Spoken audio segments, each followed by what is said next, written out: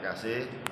Hari ini tadi baru saja kita bacakan nota pembelaan pledoi atas tuntutan dari jaksa penuntut umum, di mana pada agenda minggu lalu jaksa penuntut umum sudah membacakan tuntutannya dan meminta agar supaya hakim menuntut dan memutuskan 2 tahun penjara atas dakwaan jaksa, seperti itu.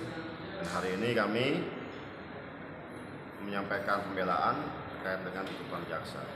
Atas poin-poin pembelaan yang kami sudah sampaikan dalam persidangan tadi tersebut, kita tegaskan bahwa Pak Tony Surjana ini adalah sebagai korban. Korban apa? Korban dari mafia tanah yang sedemikian rupa berusaha untuk merebut dengan segala cara dan melakukan upaya-upaya kriminalisasi terhadap Pak Tony, yang sedemikian rupa dilakukan secara masif dan sistematis. Nah, selanjutnya atas pembelaan yang kami telah sampaikan juga tadi, kita tegaskan dan jelaskan bahwa secara perdata Pak Tony sudah sah ya dalam memenangkan semua perkara kepada pihak-pihak yang mengaku sebagai ahli waris Asman bin Bungut, yang notabene sesuai dengan fakta yang ada bahwa persil yang mereka miliki adalah berbeda dengan persil yang Pak Tony miliki yang menjadi dasar pemilikan sertifikat. Di situ adalah hal yang penting, karena apa? Karena persil ini menunjukkan letak dan posisi tanah tersebut berada. Sehingga apabila kita sandingkan dengan persil yang didapatkan oleh Pak Tony, ya, itu adalah berbeda jauh dengan persil yang dimiliki ahli waris. Akan tetapi mereka sedemikian rupa mencoba untuk berusaha agar supaya mereka dimenangkan atau ditegaskan sebagai pemilik atas tanah yang saat ini dimiliki oleh Pak Tony. Nah, upaya-upaya tersebut sedemikian rupa ya cukup banyak, dan juga dengan hari ini juga salah satu upaya yang mereka lakukan. Akan tapi bagaimanapun juga kita hormati apabila mereka melakukan suatu upaya dengan proses hukum yang ada. Lebih lanjut, kita juga menegaskan bahwa surat ukur yang dimohonkan oleh Pak Tony itu adalah surat ukur yang ditujukan untuk mengembalikan batas. Dalam hal ini mengembalikan batas bukannya terdapat adanya sengketa atau perkara.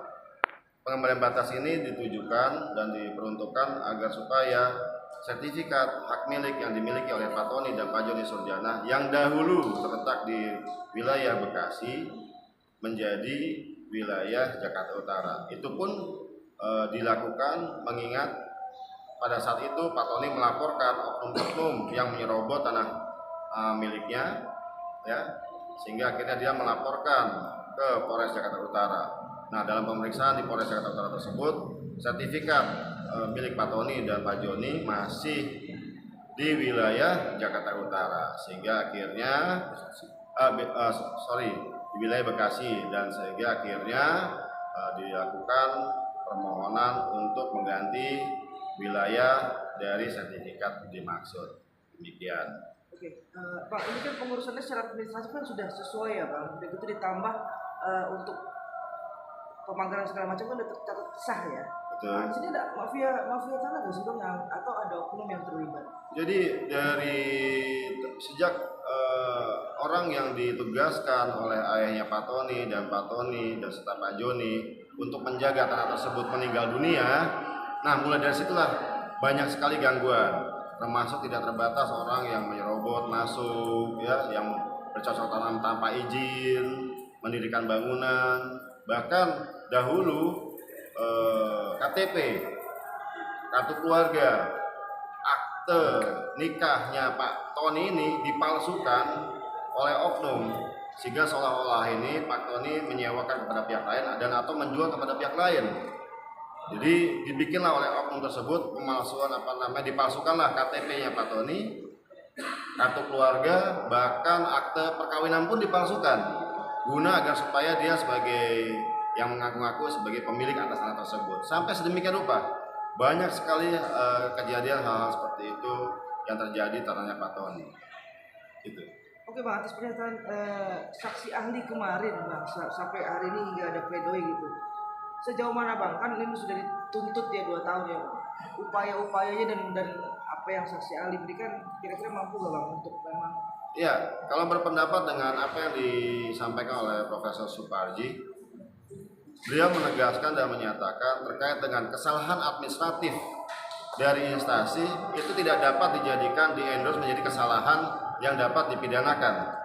Kesalahan administratif itulah wewenang dari instansi tersebut untuk meralat atau merevisi. Tidak dapat sedemikian rupa kesalahan administratif itu dijadikan menjadi kesalahan pemohon yang mengajukan permohonan tersebut dan dimaksud. Itu yang menjadi pokok utama atas keterangan ahli ya, yang hari ini kita juga sadur dalam pembelaan yang kita sampaikan dalam persidangan tadi seperti itu. Oke, ditambah selama persidangan saksi pelapor ini dan saksi pelapor juga nggak hadir ya Bang? Itu yang kita agak sedikit membingungkan, dan tadi juga saya tegaskan juga dalam pembelaan bahwa baik di lapangan maupun dalam persidangan terdahulu maupun di sidang saat ini yang namanya ahli waris Asmat bin Pumut itu tidak pernah ada, tidak pernah terlihat ya. Andai kata mereka pihak berkepentingan, mereka sudah datang ke sini untuk bagaimana melihat persidangan ini berjalan, karena itu adalah kepentingan mereka. Karena apa? Mereka kan merasa menjadi korban. Ya, kenapa mereka satupun keluargamu tidak ada yang hadir sama sekali. Bahkan yang hadir kita lihat itu mungkin tadi kita bisa lihat itu adiknya Sugiharto yang sering rajin sekali hadir setiap persidangan, tidak pernah absen. Makanya jadi yang kita lihat di sini ini kepentingan dari siapa yang diajukan perkara ini. Tapi tidak apa-apa, itu adalah dinamika dalam perkara pertanahan yang sering terjadi di Indonesia, di mana pemilik tanah itu hanya sebatas boneka-boneka ya, boneka dari pihak-pihak yang ingin menguasai, merampas atau merebut tanah yang dimaksud, seperti itu. Itulah dinamika. Boneka itu siapa maksudnya Pak? Boneka itulah ahli waris. Jadi ahli waris ini dijadikan boneka, melakukan upaya hukum dan lain sebagainya. Padahal haknya mereka berdasarkan putusan perdata sudah dikesampingkan.